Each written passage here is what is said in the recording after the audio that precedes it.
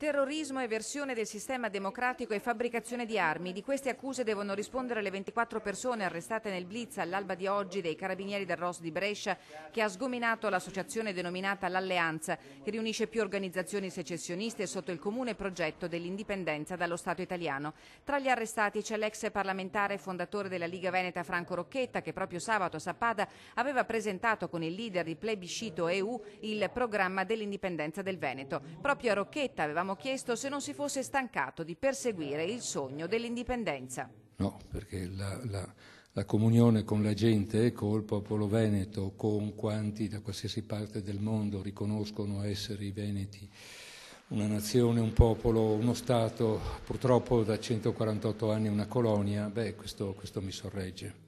Rocchetta è stato arrestato nella sua casa di Conegliano e portato nel carcere di Santa Bona a Treviso. Nelle stesse ore è finito in manette il leader dei cosiddetti forconi, Lucio Chiavegato, sconfessato dal ruolo di guida del movimento 9 dicembre. Lucio Chiavegato non è assolutamente il nostro leader, l'abbiamo già detto in più comunicati stampa.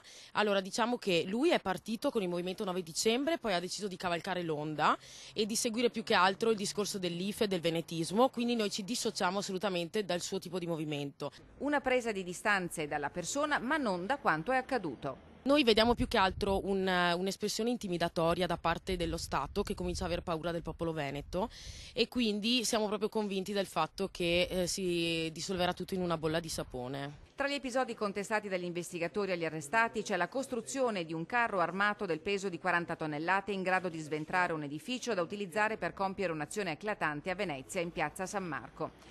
Il movimento Plebiscito EU ha indetto una mobilitazione in sostegno degli arrestati in piazza San Marco a Venezia, e lì ci sarà anche l'ex parlamentare bellunese Paolo Bampo, che in una nota di condivisione e solidarietà nei confronti degli arrestati di oggi annuncia la sua intenzione di voler autodenunciarsi se le misure cautelari emesse dai magistrati di Brescia saranno confermate.